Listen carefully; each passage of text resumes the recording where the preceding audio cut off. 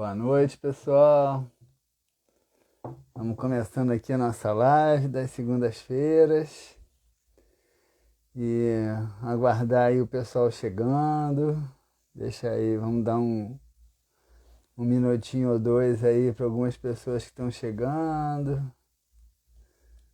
Saúde e Equilíbrio, Neurovane, Lúcia, Jaqueline, boa noite a todos. Sejam bem-vindos, bom estar com vocês aqui nessa noite de segunda-feira. Sorveteria Rigor, boa noite também. Minhas saudações a todos vocês aí. E a gente está começando aí o nosso bate-papo de hoje, né? Eu postei que não tinha um tema e acabei escolhendo um tema durante o dia. Mas alguém me fez uma pergunta também durante o dia, me postou uma pergunta pedindo para eu comentar, mas eu estou vendo... Ah, é a Adriana, ela já entrou, então eu já posso responder, né? Boa noite, Marli, João Felipe, Adriana, boa noite. Então vamos começar, antes de eu entrar no tema que eu escolhi para a gente falar hoje, vou começar respondendo aqui essa pergunta da Adriana, e fiquem à vontade vocês, tá bom? Quem quiser mandar alguma pergunta, a Renata está aqui comigo me ajudando também para ler as perguntas, tá bom? A gente vai trocando, alguém quiser fazer algum comentário, trazer alguma contribuição, fique à vontade aí, tá bom? Vai ajudar, com certeza. Álvaro também, boa noite, Álvaro. Então, a Adriana me fez uma pergunta que ela me postou e eu vou começar respondendo essa pergunta. Ela estava perguntando, né, sobre a relação de pais e filhos, quando os filhos, pelo menos foi o que eu entendi mais ou menos assim, né, acabam se sentindo na obrigação de ser tolerantes demais com os pais, e às vezes os pais são injustos com eles, e até vice-versa mesmo, né? Pais que aceitam tudo dos filhos, e em nome de uma tolerância, e aí acabam sendo injustiçados. Eu já falei sobre essas questões aqui, vocês sabem mais ou menos quem tem me escutado, sabe mais ou menos qual é a minha opinião sobre isso, né? Eu sempre questiono aquilo que eu chamo de uma pseudo-tolerância cristã, que é de silenciar diante de tudo, se calar diante de tudo, aceitar tudo sem nenhuma reação. Eu sempre digo, né? Se Jesus fosse assim, ele não tinha nem descido aqui para enfrentar tudo aquilo que ele enfrentou, né? Então eu sempre acho que quando você silencia diante do erro do outro, você com certeza está sendo conivente.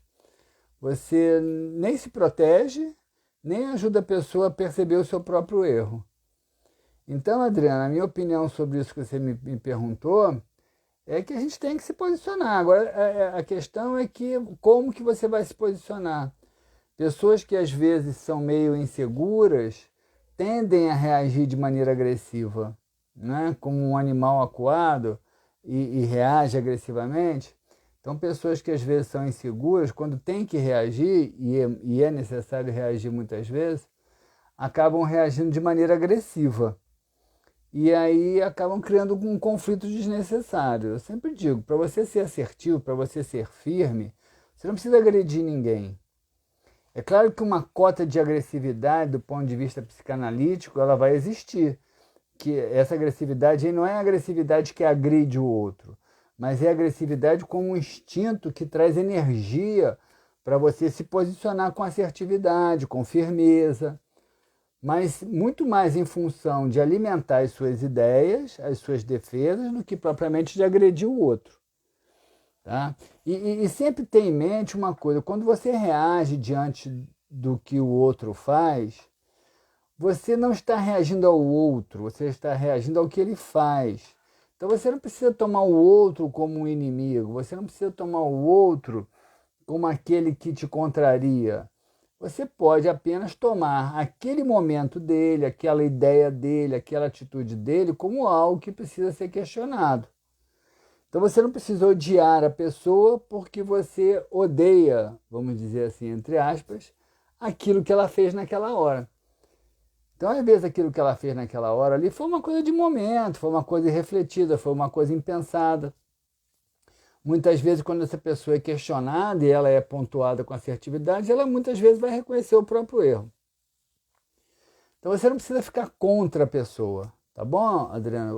Agora, concordo com você quando eu percebo na pergunta que você me fez que você também pensa assim. O silêncio é a omissão diante do erro. Você acaba não ajudando o outro a pensar, o outro a refletir sobre o quanto ele pode mudar, o quanto ele pode se transformar. Tá bom? Eu acho que muitos dos conflitos que a gente vive hoje na humanidade, principalmente esses pequenos conflitos do dia a dia, né, dos relacionamentos familiares, conjugais, profissionais, inclusive também, poderiam ser evitados se desde o começo as pessoas tivessem sido assertivas e tivessem dito, não, isso eu não quero, não, isso eu não gosto, não, isso não me faz bem. E aí o outro ia acolher ou não aquela postura e ia modificar, se ele quer continuar com a relação. Também se ele não quer, aí vai chutar o balde e acabou, ele não quis mesmo, acabou, que bom. Melhor acabar. Porque se não estão se entendendo, aí não tem jeito. Mas é preciso que as coisas sejam clarificadas, né? Eu falei isso aqui uma vez, né? Eu recebo muitas pacientes, muitas vezes até, acabam sendo até mais mulheres, né?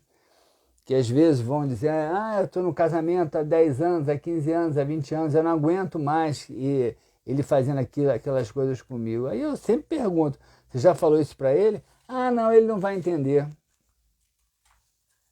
Não falou nunca, como é que vai saber que ele não vai entender? Como é que nem tentou, né? Talvez agora, talvez nem entenda mais mesmo, depois de tanto tempo se acostumou, né? Criou um padrão de comportamento. Então, por trás de um algoz, muitas vezes, neuroticamente acoplado a ele, tem alguém que gosta de se fazer de vítima, tá? Que assume o papel da vítima. Aliás, eu não ia nem falar sobre isso, mas vou até, já que veio na minha cabeça, eu vou falar. Isso é muito da nossa cultura brasileira. Eu até escrevi um artigo sobre isso, né? Como que no Brasil a gente vê essa relação neurótica dos que comandam com aqueles que são comandados. Parece que existe um espírito de escravidão, ainda um espírito arquetípico, escravocrata, vamos dizer assim, na relação das pessoas no Brasil, onde uns se submetem de cabeça baixa ao jugo daqueles que os escravizam. Como se isso, e às vezes acham uma coisa muito natural, até valorizam, até idolatram aquele que o escraviza. Não, ele é o máximo, ele é o maioral, eu preciso dele, eu dependo dele, enfim, e se submetem aí. Então preste atenção nisso, porque sempre por trás de alguém que se impõe, alguém que é autoritário, que alguém que escraviza, tem alguém que se posiciona como escravo, alguém que se posiciona como vítima. É claro que eu sei que tem situações que são complexas, que envolvem julgo de força, e você não tem muito o que fazer, com certeza. Eu não estou dizendo dessas relações. Eu estou falando naquelas em que as pessoas se omitem, silenciam e assumem um papel, muitas vezes, de vítimas, um papel de subjugados por aqueles que se sentem no direito de subjugar. Né? Então, essas são relações bem neuróticas e isso é bastante comum no povo brasileiro. Tá? A gente vê isso até tanto nas relações menores quanto nas relações maiores, assim, no macrocosmo social, né? Inclusive político mesmo, a gente vê isso na política, né? Como que muitos políticos, muitos mesmo, né? A maioria talvez, nos seus currais eleitorais assumem muito esse papel, né? Daquele que resolve, aquele que comanda, aquele que manda, e o outro assume aquele papel que obedece, mas que vai lá buscar o voto, vai ser o cabo eleitoral e vai viver daquela subjugação, né? Raquel está mandando aqui um recado, né? Não, ela está fazendo uma pergunta aqui. Fala. Perguntando se isso não seria mais ou menos a mesma coisa do que o domínio religioso, que atua na lógica do medo, assim. Sim. Te deixa com medo, né? Sim, com certeza. E isso é muito forte no movimento cristão. né? Muito forte, principalmente no movimento católico, né? É que o católico ele acabou abandonando um pouco a, acabou abandonando um pouco o dogma dele. O católico se tornou muito ritualista, então ele acabou abandonando, ele perdeu um pouco o contato com isso. Mas a ideia sempre foi essa, né? A dominação pelo medo. Eu sempre digo, né? Quando o Império Romano descobriu que tinha uma forma de controlar o povo pela culpa, né? Ele se juntou ao movimento cristão. Lá, Concílio de Nicéia, 300 e pouco, se eu não me engano, 319 depois de Cristo. Eles descobriram que a equação era muito simples. Você é culpado de ter nascido, você é culpado de um pecado original, você é o culpado, você vai ser culpado sempre. Já nasceu culpado. E eu tenho a chave do seu perdão. Então me obedeça. Essa foi uma estratégia muito clássica, né, de dominação religiosa, principalmente do movimento cristão. Mas, já que estamos falando sobre isso, eu queria hoje falar, eu pensei em trazer o assunto, já que a Raquel trouxe a ideia aí, a questão da religião, vamos entrar nessa questão da religião, porque hoje, né? Hoje é dia de Cosme e Damião, né? Quem comeu docinho aí? Quem deu docinho aí? Eu não comi docinho não, mas daqui a pouco eu vou dar um docinho para minha criança interior, porque ela tá aqui carente, tadinha. Tá querendo comer docinho, né? Cosme e Damião realmente é folclórico, né? E como hoje é dia, vamos falar um pouquinho de Cosme e Damião. Porque a história eu me lembro, né? Eu ainda era bem pequeno, né? E meus pais, meus avós, a gente fazia aqueles saquinhos todos para distribuir, né? Era muita coisa. Não tem muito tempo isso não. Mas a gente fazia lá, eu me lembro que era muito divertido, eu me empolgava muito com aquilo lá. Eu tenho visto dizer aí, né? Eu nem sei na rua hoje para ver esse fim de semana como é que foi aí. Mas realmente hoje é muito menos do que antigamente, né? Existe uma forte pressão das igrejas evangélicas, né? No sentido de demonizar Cosme e Damião, né? A ideia é essa, né? Olha, Raquel deu docinho. Você deu docinho, Raquel? IBG, que esse nome é uma religião, né? Hein? Ela falou que é Salve IBG, deve ser o nome de... Cosme e Damião na Umbanda. IBG. É filho de Yansan e Xangô, não é? É isso mesmo. Não me lembrava o nome deles, mas você falou agora, eu me lembrei, né? Mas também são santos católicos, né? Cosme e Damião eram médicos, né, que curaram muitas pessoas, curaram muitas crianças. Isso aí é séculos atrás, acho que aí mil e tantos anos, nem sei direito quanto tempo, mas é muito antigo, né? Eles curavam, né? E parece que eles recebiam doces, recebiam brinquedos com o pagamento das curas que ele fazia, e eles distribuíam para as crianças, né? E quando a Umbanda, e a Umbanda aqui no Brasil, né, por conta da escravidão, ela nasce aqui no Brasil, o candomblé vem da África e a Umbanda nasce aqui no Brasil. Então, mas eles eram proibidos de cultuar os orixás, né? E esses dois são duas crianças, né? E qual é o nome mesmo? IBG, né? IBG, né? Eu nem me lembrava direito desse nome. Também não. Só sei que é filho de Yansan e Xangô. Então, o pessoal da Umbanda, os escravos lá naquela época, né, daquela cultura africana, eles associaram a Cosme e Damião. E para poder dar doce para os orixás. Se eu estiver errado aí, alguém me corrija, tá bom? Eles associavam para dar doce, para poder dar doce para os orixás sem serem castigados, sem serem recriminados ali. Então associaram a Cosme e Damião e aí ficou, né? Porque Cosme e Damião já recebia doce, brinquedos e distribuía para as crianças também. E aí ficou essa cultura ficou muito farta, né? Eu acho bem legal a gente até estar falando um pouco sobre isso hoje, porque Cosme e Damião vai lembrar a criança. Apesar de eles serem padroeiros, né, dos médicos, dos enfermeiros, estão ligados à área de saúde, eram médicos, né? Eram médicos. Mas a gente pensa em Cosme e Damião, pensa em criança, pensa em doce, pensa em brincadeira. E eu acho legal, alegria, né? Como é que tá aí a nossa criança, né? Como é que tá a sua criança interior? Você tem dado doce para ela, tem alimentado sua criança?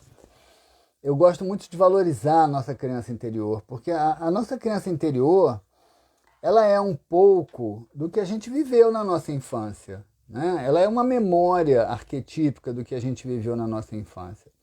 A gente lembra de alguns fatos da nossa infância, de algumas passagens da nossa infância, mas na maioria das vezes a gente reprimiu e não lembra de estados emotivos da nossa infância, né? Então é bem legal a gente parar para pensar. Eu gosto muito de fazer uma vivência com os pacientes, com alguns pacientes, faço com muitos, com a maioria talvez, que é a vivência desse encontro com a criança interior. Como que era a sua criança interior?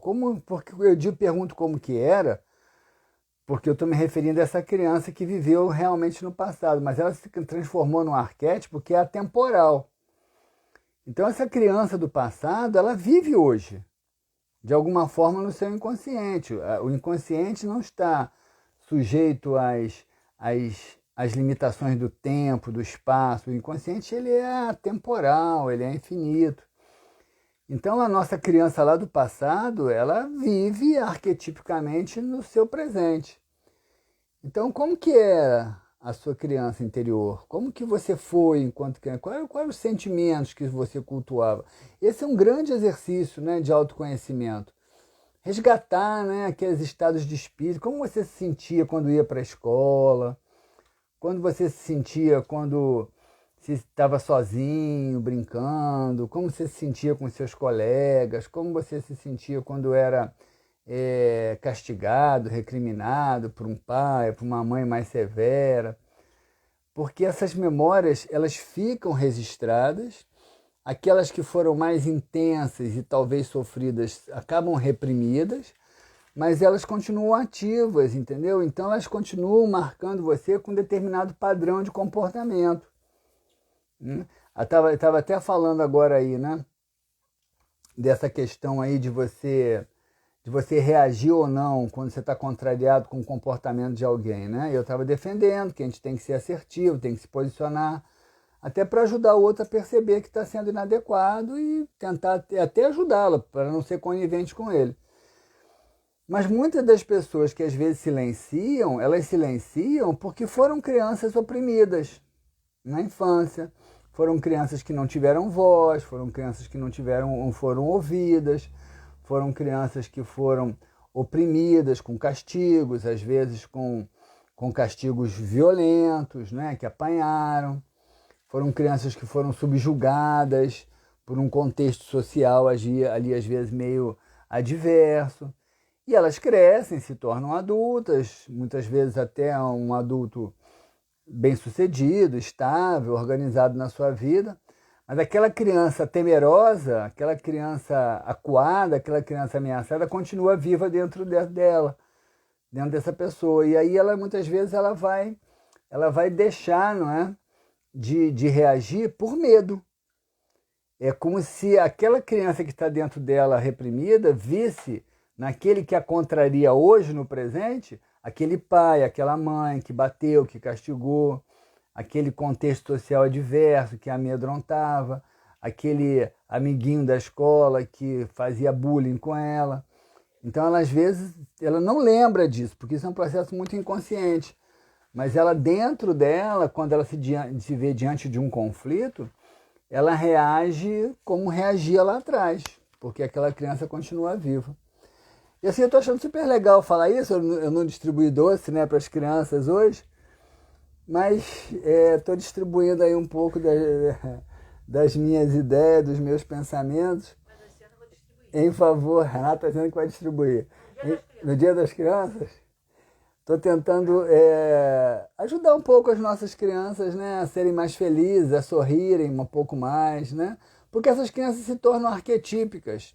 Né? Por exemplo, a gente sabe que na Umbanda, né, no Candomblé eu acho que também, né, tem muitas entidades espíritos de crianças que se manifestam, né? Eu tenho um pouco de dúvida às vezes. O Alba está Ele falando? está falando que no candomblé estão fazendo um caruru. Eu não sei, eu desconheço isso. É. Fazendo caruru no Não sei, Álvaro. O Álvaro é entendido, porque quando ele vai lá para Bahia, né, Álvaro? Para ver a turma lá, né? Então, depois explica melhor pra gente essa história do caruru aí, Álvaro. Mas então, o que eu estava falando? Dessa oportunidade de homenagear, né? Enfim, as crianças de alguma forma, porque agora eu perdi o fio da meada. Vou falar do caruru do Álvaro. O que eu estava falando? Agora eu esqueci. Tudo bem. Mas, vamos lá. Então, vamos cuidar dessa... Ah, já sei que eu estava falando da Umbanda, das crianças, dos espíritos que se manifestam como crianças.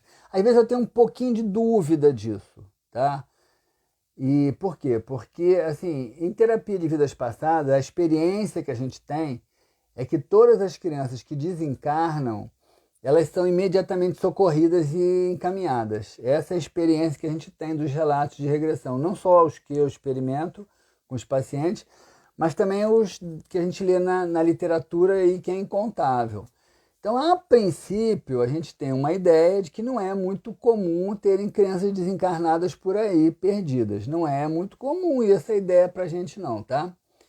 Mas eu reconheço que isso é um fato, é um fenômeno da Umbanda, um fenômeno mediúnico que pode até ser verdadeiro.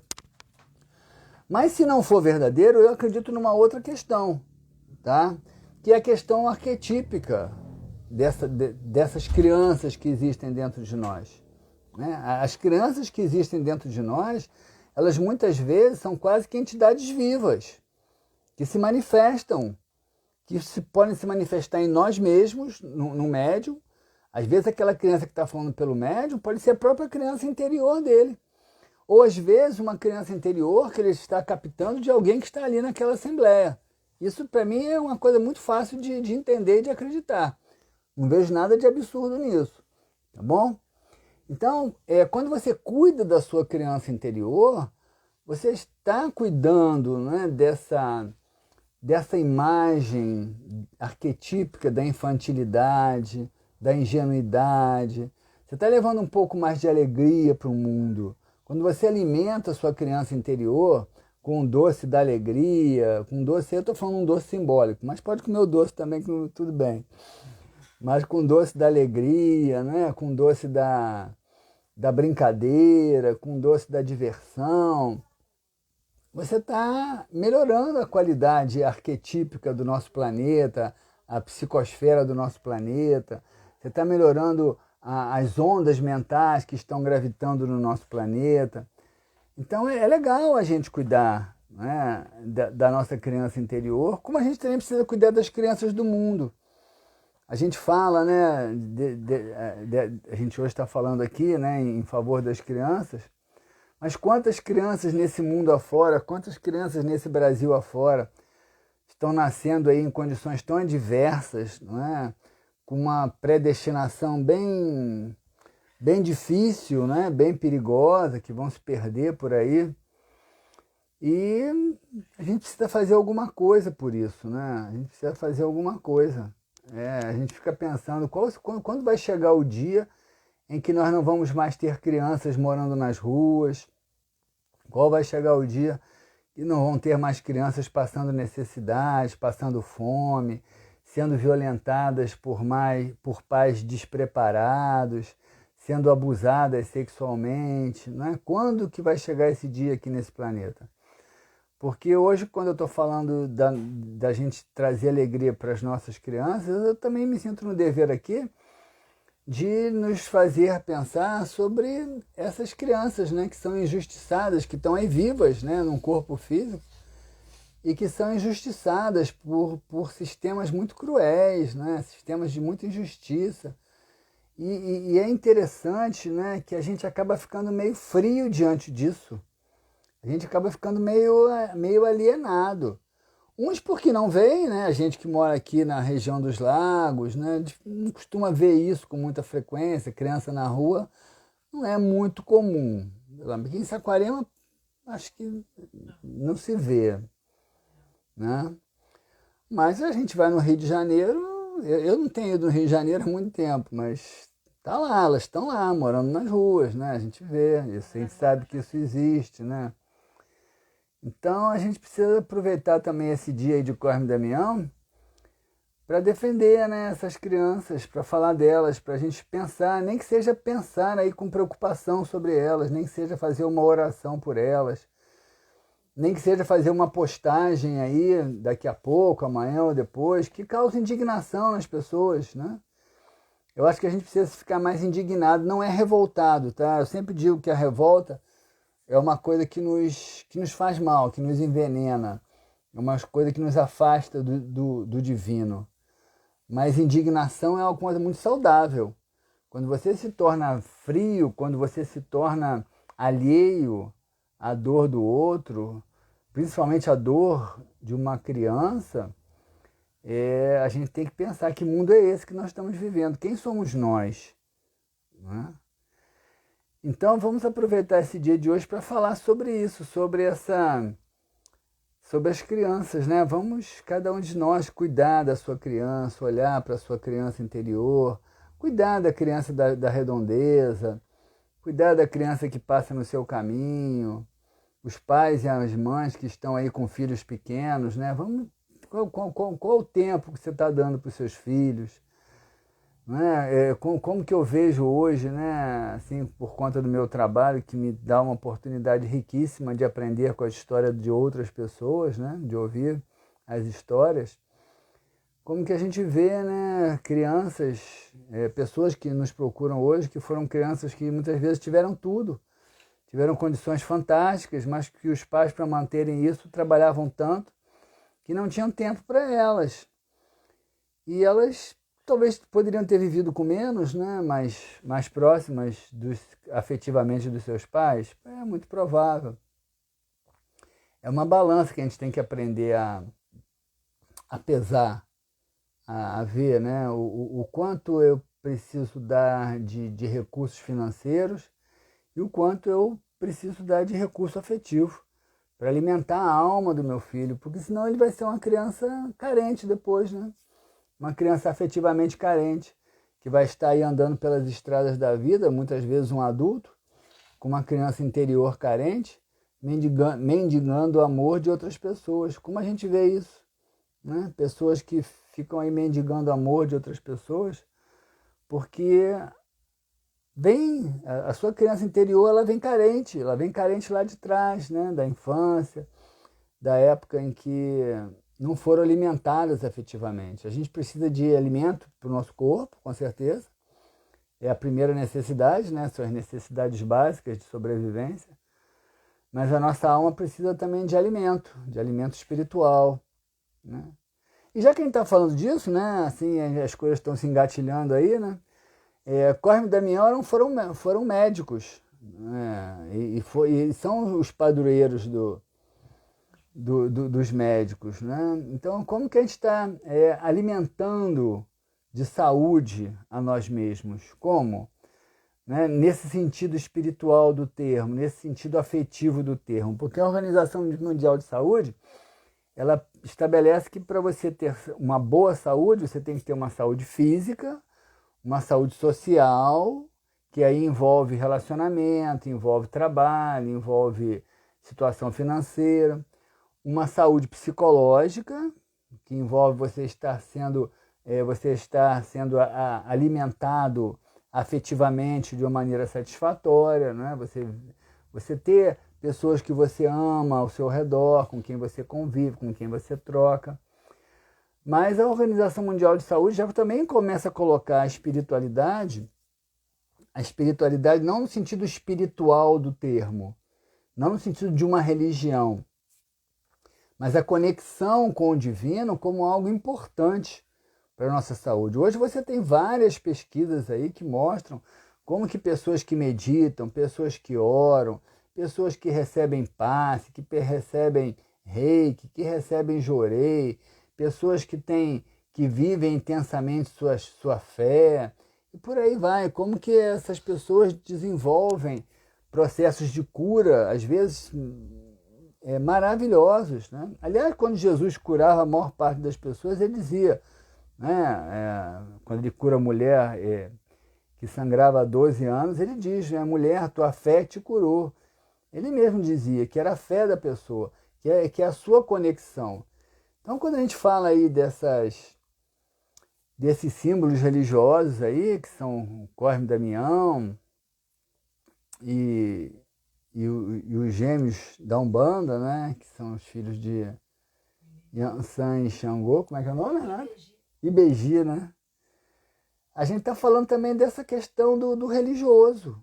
Né? Como é que está a sua religiosidade em função da sua saúde, em função da sua cura, em função do seu bem-estar? Isso independe da religião que você tenha.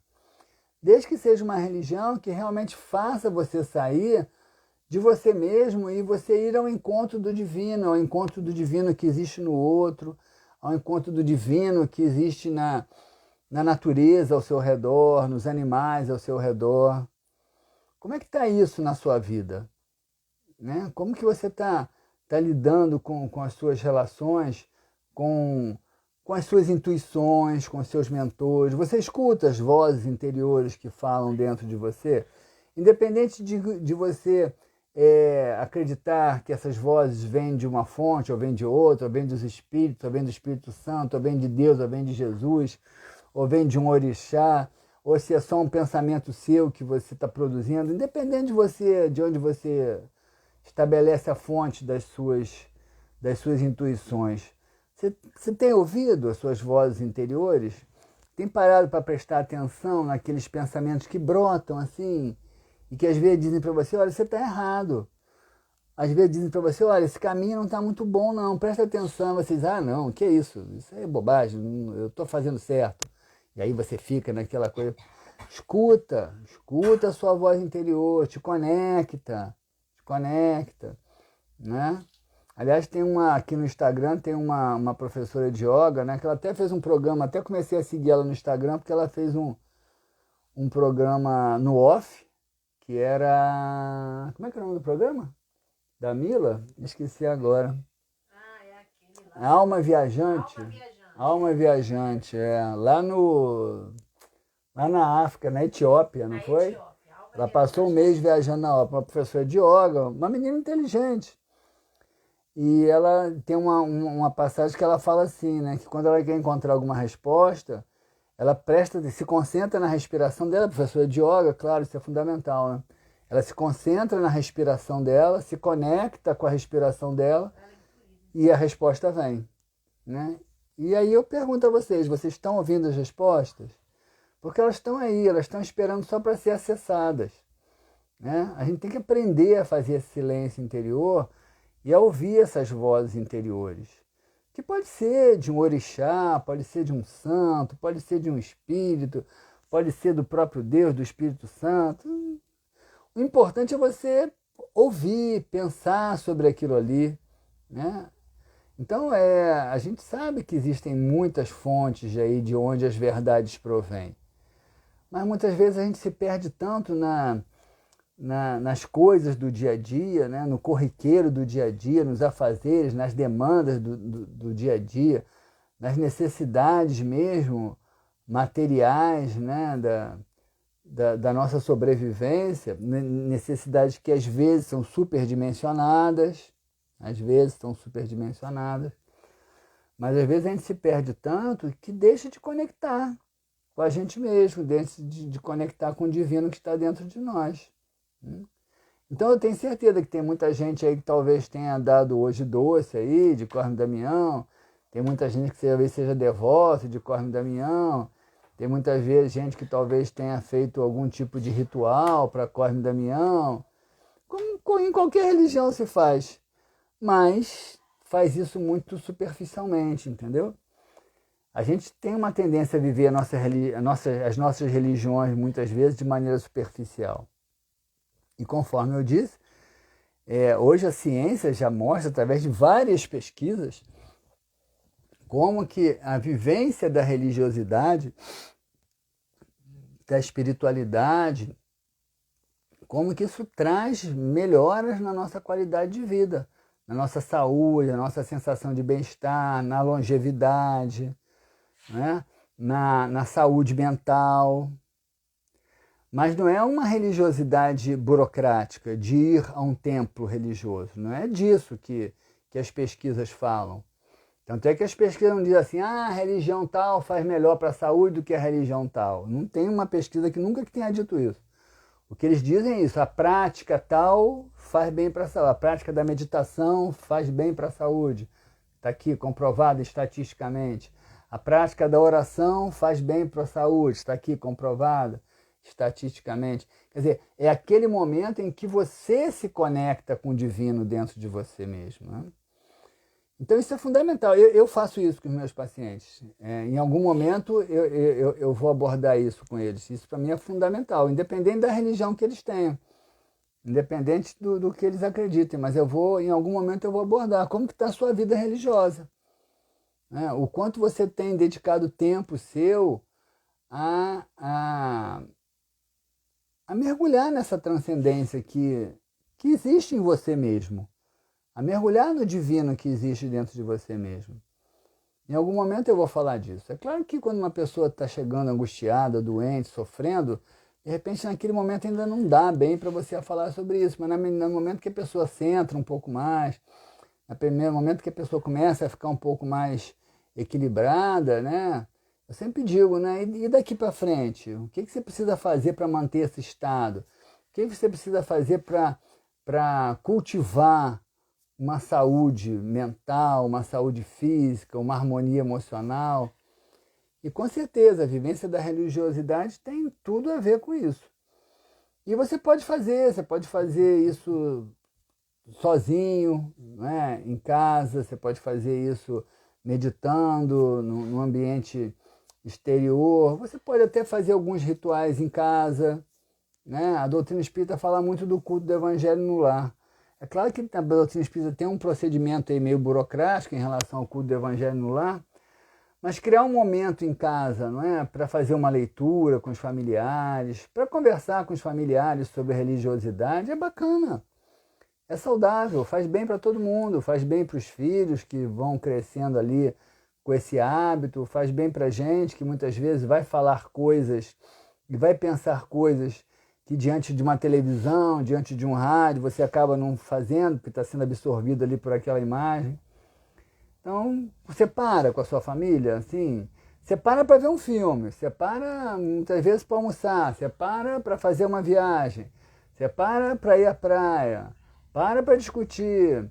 Mas você para assim com a sua família, periodicamente, uma vez por semana, né, seria uma prática legal, para refletir um pouquinho sobre religiosidade, sobre o significado da vida, sobre moral, sobre ética, dentro daquilo que você acredita, dentro dos princípios. Você faz isso?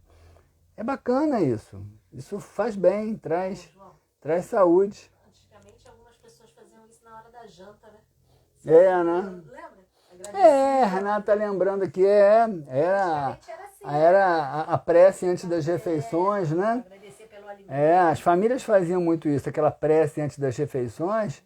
Era um momento ali, de alguma forma, claro que era um momento assim pequeno, né? Onde não tinha espaço para as pessoas falarem, mas não deixava de ser por si só uma prática uma prática de religiosidade. Não é de religião, tá? Enquanto instituição, mas de uma religiosidade com o divino, de entrar em contato. Então, tem gente que precisa ir numa igreja, num templo, tem gente que precisa cair de joelhos e orar, tem gente que precisa ler uma mensagem para se sensibilizar, tem gente que se conecta com a respiração e entra em contato com o divino. Enfim, não tem caminho. Aliás, a gente está entrando na Era de Aquário, que não está entrando na Era de Aquário. Um dia desse, num simpósio de astrologia, eu falei isso, né, que a gente está entrando na Era de Aquário, e a pessoa deu uma risadinha assim lá na mensagem, entrando na Era de Aquário. Eu sei que a gente não está entrando na Era de Aquário agora, a previsão da Era de Aquário é para o século II, século 22, tá? Só que a gente já sente a presença da influência do signo de Aquários há muito tempo. Né? O Woodstock, o movimento hippie, foi um movimento muito aquariano. Não tem como a gente fugir disso. Porque as eras elas são marcadas por períodos de mais ou menos 2.000, 2.200 anos. Então, num período tão grande como esse, 100 anos é muito pouco. É muito pouco. Aquário está aqui, ó, pertinho aqui, batendo na porta para entrar. Só faltam 100 anos depois de 2.000 anos de peixes, para Aquário entrar. Então Aquário está aí. Aquário já está muito próximo. Ele não entrou, mas já tem influência. E a Era de Aquário vai ser marcada por isso. A Era de Aquário não vão ter mais 4 ou 5 religiões, vão ter 7 bilhões de religiões no planeta. Que cada um vai construir a sua própria, cada um vai ter a sua própria religiosidade. A Era de Aquário é isso, é liberdade, inovação, individualismo no sentido assim de uma exclusividade, de uma autenticidade. Então isso já está sendo vivido. Então como é que está a sua religiosidade pessoal, né? E a gente está falando isso hoje por causa de Cosme e Damião, porque é um movimento religioso que muitas vezes ficam restritos apenas ao docinho. Mas o que significa o docinho? O que significa Cosme e Damião? O que significa criança? A sua criança interior, a minha criança interior? O que significa um mundo onde tem crianças aí hoje que estão dormindo nas ruas, talvez passando fome? O que significa isso? A gente está muito distante, muitos de nós estamos muito distantes disso, né? Eu tenho na minha memória uma imagem que eu tenho que tomar cuidado para começar a chorar aqui quando eu falar. Eu estava fazendo na época, isso já tem aí muitos anos, uns 20 e tantos anos, estava fazendo a minha formação em psicanálise, era lá no Rio, e a gente saiu para almoçar. E aí eu estava ali no centro da cidade, era ali, não é centro da cidade não, ali é meio Cinelândia, Cinelândia não, estou perdido. Ali é atrás da... Ali é Praça 15. A Praça 15 não, Renata, é ali atrás do Hotel Glória, aquela parte dali. Ali nem é Catete, não, ali é meio que final de Catete, início da Glória, né? E eu tô saindo para almoçar, quando eu tô saindo para almoçar, eu vi uma cena que eu nunca mais vou esquecer, né? Uma criança no meio da praça, deitada no chão, dormindo, com um pedaço de bolo de aniversário, um papel do lado dela no chão. Aquilo ali foi... Eu vou morrer com aquela imagem na minha cabeça, né? E porque eu não via isso aqui em Saquarema, então é uma coisa que parece muito distante. Mas quantas crianças como essa hoje estão deitadas pelo chão aí, não é? Talvez com um bolinho que tenham ganhado de Cosme e Damião, talvez. Que bom ganhar um bolinho, fico feliz por isso. Mas acho que é muito pouco. Acho que elas merecem muito mais. Eu tenho certeza que... Tomar cuidado, não vou começar a chorar aqui.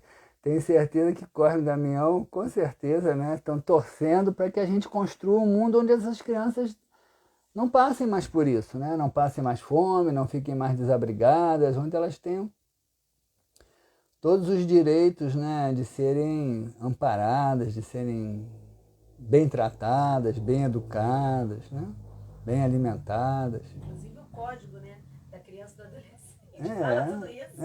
A gente tem leis que prevêem isso, né, que as crianças têm esse direito, né, mas a gente vive como se fosse a coisa mais natural do mundo, é muito estranho. E é curioso, eu sempre digo isso, né, é curioso, porque é um mundo muito religioso. É um mundo, 90 e tantos % da população mundial está ligada a alguma religião, ou cristã, ou budista, ou islâmica, que são as maiores, tá? E outras menores, mas 90 e tantos %.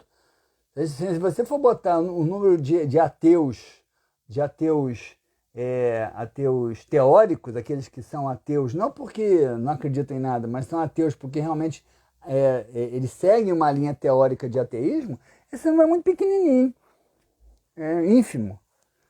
Então a gente vive num mundo muito religioso. Que mundo religioso é esse que consegue conviver com injustiças desse tamanho, né? Com falta de solidariedade desse tamanho? É muito confuso mesmo. Mas então que nesse dia aí de Cosme e Damião a gente deixe essa mensagem, né? Em favor da nossa criança interior, em favor das crianças espirituais que estão por aí, que podem até nos intuir coisas boas, em favor das crianças que estão lá nas ruas, enfim.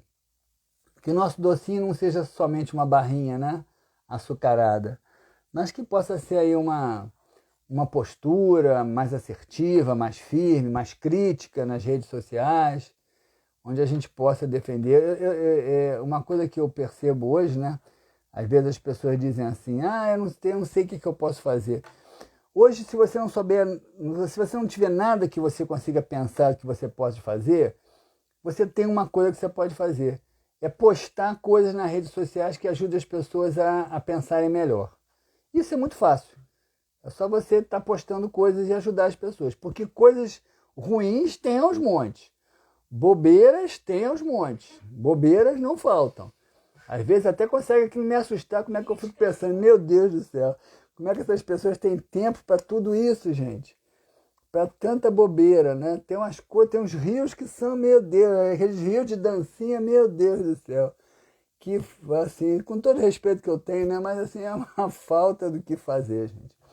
Então, você que não sabe o que você pode fazer pelo mundo, poste coisas interessantes.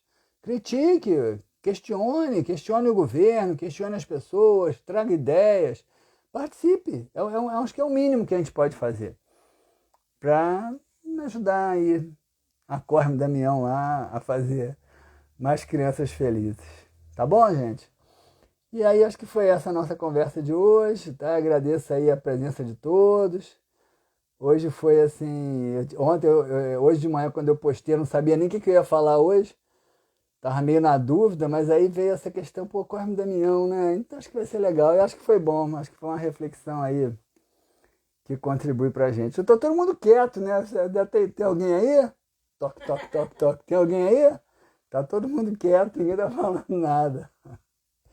Mas espero ter ajudado vocês aí, tá bom, gente? Espero que a gente tenha aí amadurecido algumas ideias novas. Meu abraço para todos. Ah, não, foi eu que não andei, tem um monte de gente falando aqui. Não, mas pra mim não aparece, não. Ah, não? Ah, boa noite, Adriana. Tá bom. O meu chat é que ficou parado ali. Tá bom, gente. Meu abraço para todos, saudação carinhosa aí a todos. E a gente se vê aí na semana que vem, tá bom? Quem perdeu de assistir, entra lá no Rios. No Rios não, nos vídeos do Instagram, como é que é? HD, IGTV, né? No IGTV que eu posto lá, vai ficar agora, tá bom?